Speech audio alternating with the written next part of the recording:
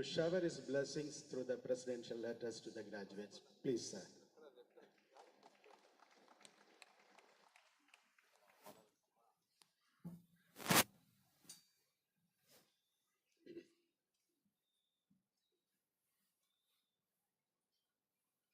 Honorable Chief Minister, Tamil Nadu, Thiru M.K. Stalin,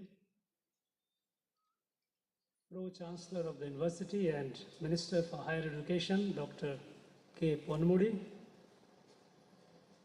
Vice Chancellor, Madras University, Professor S. Gauri, Principal Secretary to Government, Higher Education, Dr. D. Karthikeyan, Registrar in Charge, Professor Dr. Ilangovan Viliachami, Controller of Examinations, Dr. K. Pandyan, Syndicate members, faculties and staff members, my dear graduates, proud parents, distinguished invitees, gracious ladies and gentlemen, Anaivarkum Vanakam.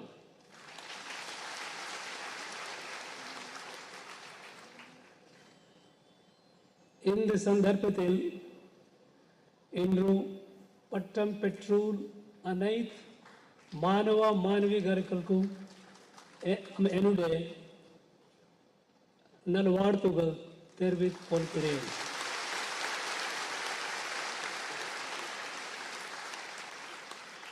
உங்களுக்கும் உங்களுக்கு குடும்ப தினருக்கும் மற்றும் உங்கள் நண்பர்களுக்கும் இந்த நாள் மகிழ்ச்சியான நாளாக அமைகிறது.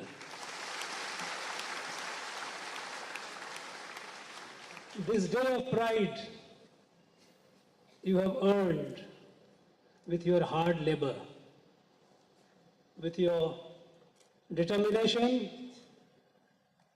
with your commitment to your goal. You achieved it. And not only you yourself, your family, your friends, but you have made every one of us proud of you.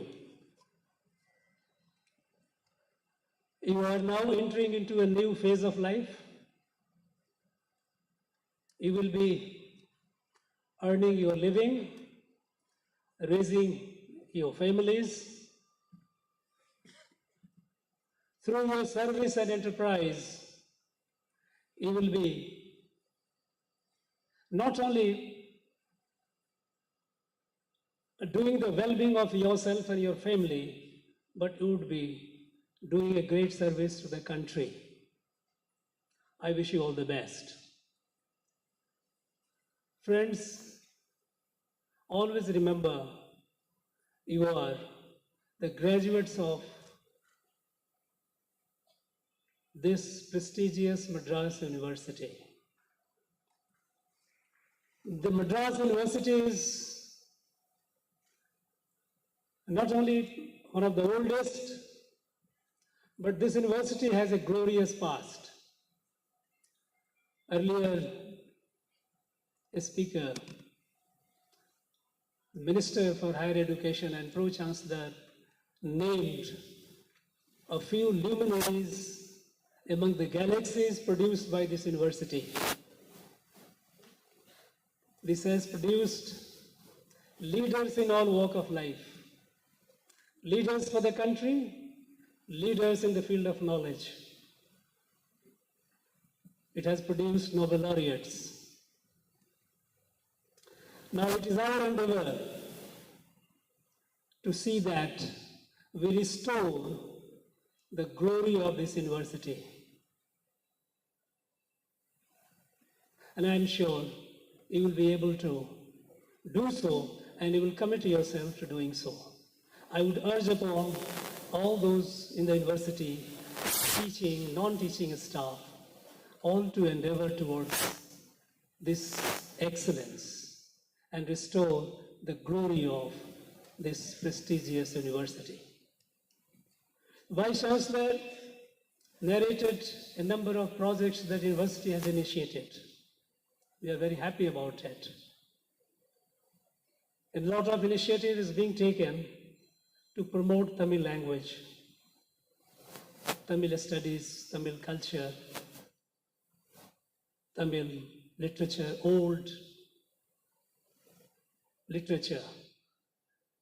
These are worthy of commendation. We are all very, very happy about it. Tamil, as our Prime Minister always says, it is the most ancient living language in the world.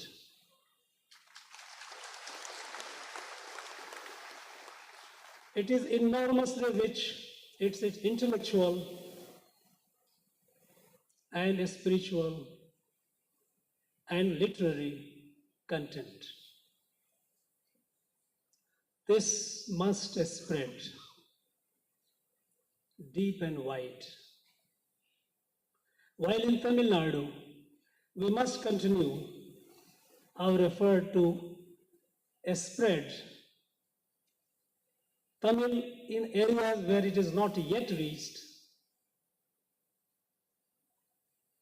And our Prime Minister, in the recently held meeting of the Chief Justices and Honorable Chief Ministers, he stressed on the need of using the state language in the high courts, because those who go and seek justice, they must know the language of justice. And we have to endeavor our best to see that this language, Tamil, is introduced in the High Court of Madras. Chairman UGC informed me that he is persuading all the law colleges to give their degrees in their state languages. And we would like the law university in Tamil Nadu also to follow the suit and give the degree to the law graduates in Tamil language. Friends, while we are all very proud of our rich heritage of Tamil, I think it is also a time to take the flag of Tamil to areas outside Tamil Nadu.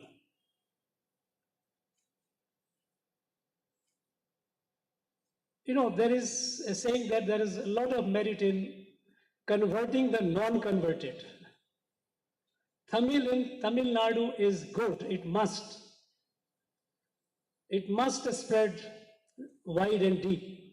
But Tamil, by virtue of being the most ancient language and rich language, it must spread out to other parts of the country. Prime Minister took the initiative and set up a chair in Banaras Hindu University. It's the Subramaniam Bharati chair for the promotion of Tamil.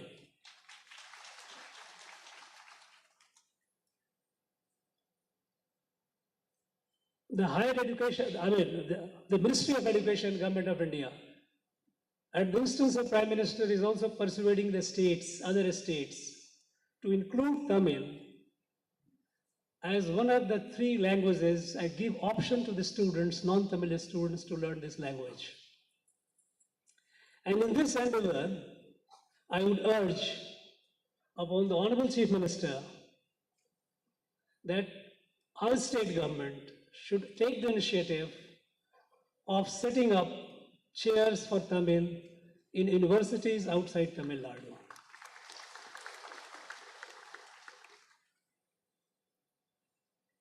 The benefit of richness of Tamil must be reaped and enjoyed by the whole country.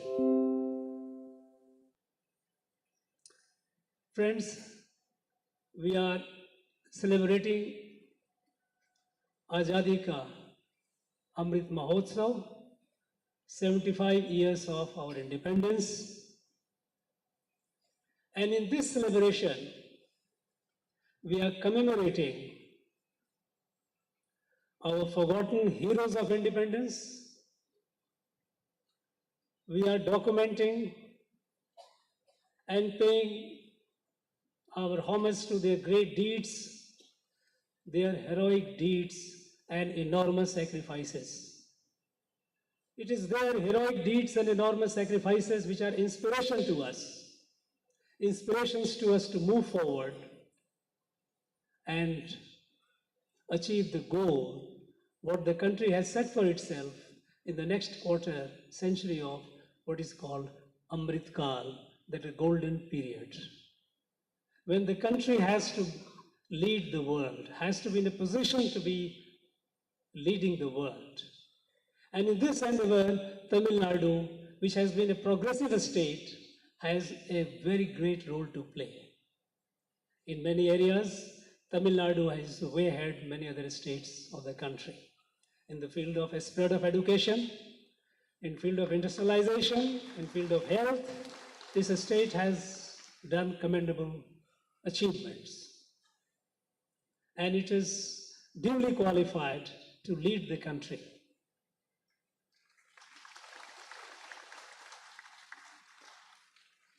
Friends, in this 75 years of our independence, we are also trying to rediscover the forgotten, glorious past of ours. This country had a glorious past, not only in terms of cultural and spiritual heritage in the field, but in all other fields as well, all other fields of human endeavor. In industry, we were way ahead the rest of the world. When the British began colonization of this country, that was in the decade of 1750, at that time, the industrial production of India and China together accounted for 73% of the global industrial production. And India's share was about 40% of that.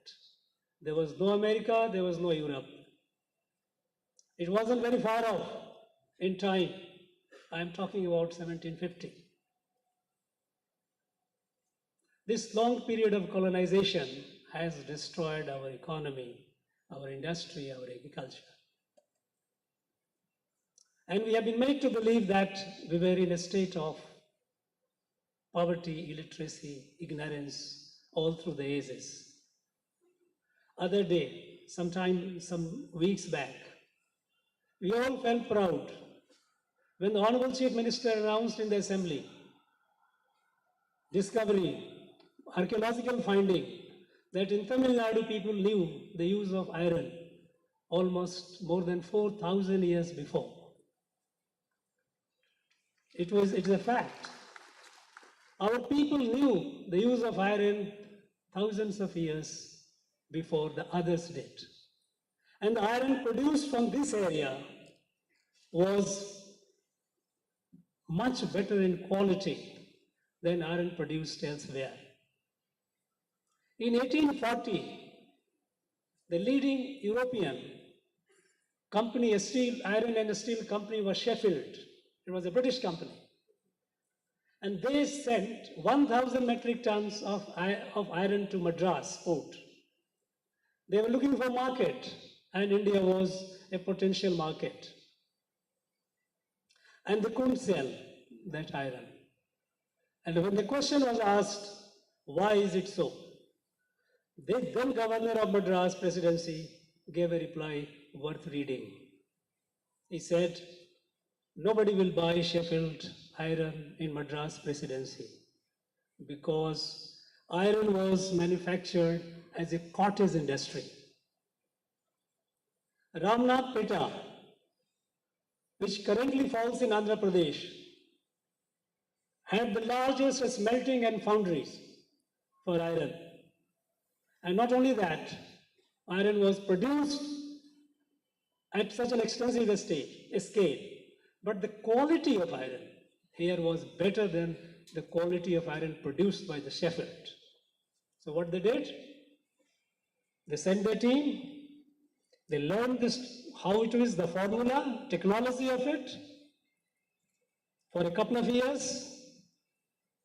And after that, they killed the iron industry here to ensure that they have the market in India. They did in every field. Friends, we were way ahead in technology.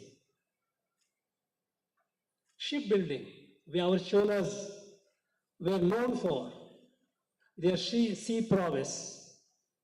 They have left the mark which is seen and felt even today. And when the East India Company, which was formed in the year 1600, they came there to Madras. The first thing, one of the first technologies that they took from here was that relating to shipbuilding. Because they were sea power themselves, but their technology of building ship was quite inferior. And one of the problems that they faced was the waterproofing of the bottom of the ship. They had a problem bringing the ships for over long distance. They had to stop in between for repairs. So from here they got the technology. From this Madras presidency, they got the technology and material for waterproofing the ship, bottom of the ship. And then they killed the industry here. In the field of agriculture, there are reports of 1790. They had started colonizing this country in the decades of 1750, even nearly 4 decades of their having colonized, even then, 1790.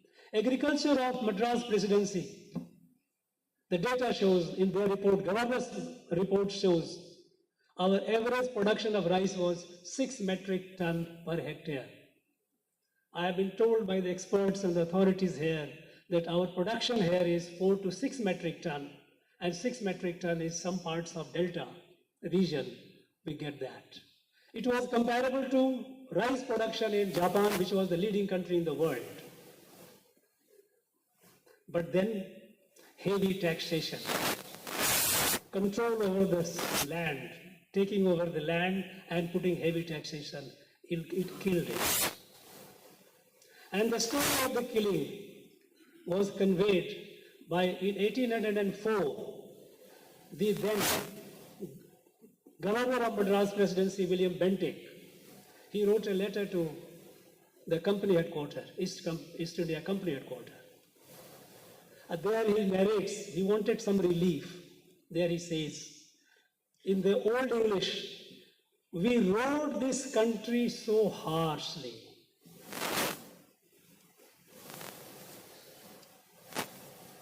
We ruled this country so harshly through our excessive taxation that people who were once prosperous have been reduced to lamentable state of poverty.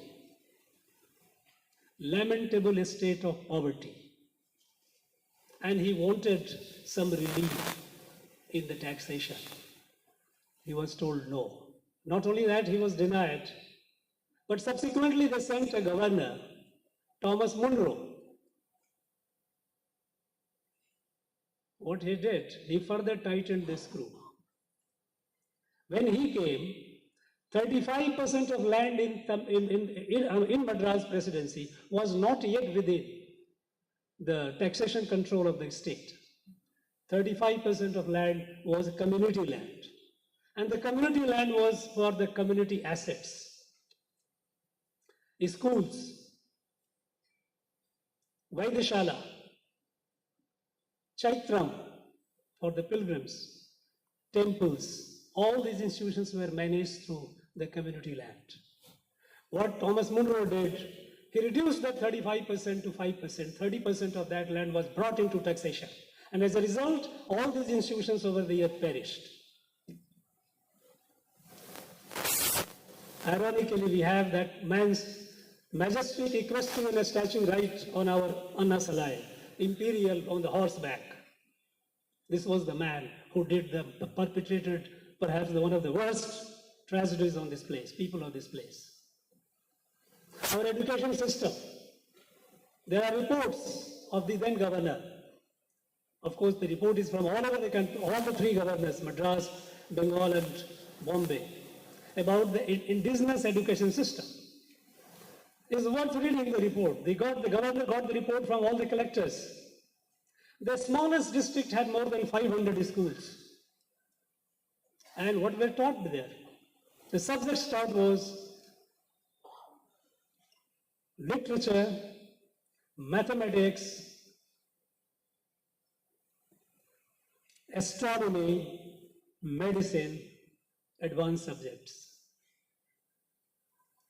And when it comes to astronomy, it was a very, very advanced science at the time. And our institutions in Madras Presidency, they had a seamless exchange with the most ancient seat of astronomical study at Varanasi. Robert Barker, I am telling all these names for those of you who are curious to make a note of it and do the further study.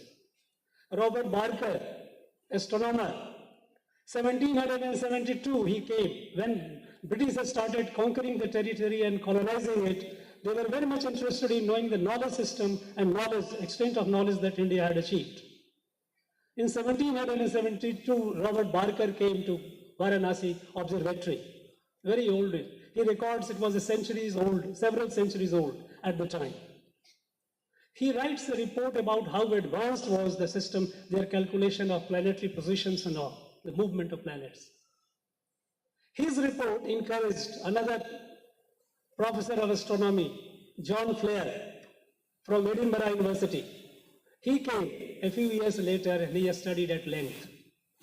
And his report is very, very revealing. He says that the charts of the solar system, which that observatory had, dates back to 3102 before Christ. 3102 before, more than 5,000 years since today. And not only that, there he found something very interesting, that in those documents, those planetary positions, planet Jupiter had 4 satellites and planet Venus had 7. Of course, today with modern technology and all, they have many more. But at that time, the world knew only 5 satellites of Saturn. Only 5. And that encouraged Herschel. Those of you who have studied astronomy would be knowing his name. Herschel started looking into the other satellites. And a few years later, 1788, Herschel discovered the 6th satellite of Saturn, and it is named after Herschel. The fact is that 7 satellites was known here already. This has been the rich heritage of ours. They have been systematically destroyed. I would urge upon some of those graduates, those who would be going for advanced studies, doing further research, please take up the subject of studying the status of education, the status of agriculture, the status of technology, the status of industry in the pre-British Madras Presidency. And you will get to know how glorious that period has been. I think, friends, as we are marching towards, the country is marching towards the golden age, Amrit Kal, we must march with absolute confidence. Confidence in our past, glory of our past, and a determination to restore that glory once again. And I would urge Madras University to take the lead in that. Friends,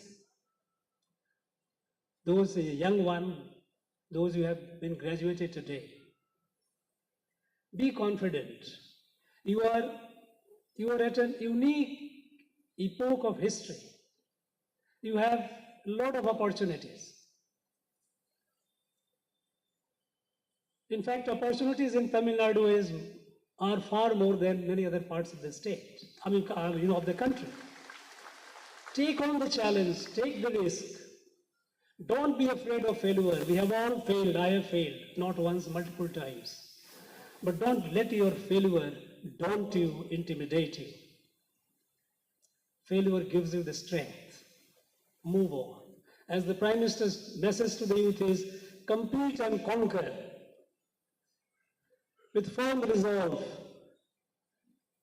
If you have firm resolve, there is nothing beyond you. Remember, great Thiruvaruvar, when he talks about firmness of resolve, is Kuran 666. Enniye, enyangu vidu, enniyar, tinniye raag perin. If you are firm in your determination, there is nothing beyond you. You will achieve it, I am very sure. My friends, உங்கள் எதிர்காலம் சிறப்பார்க்கமைய என்னுடைய மனமார்ந்த நல்ல வாழ்த்துகள். நன்றி.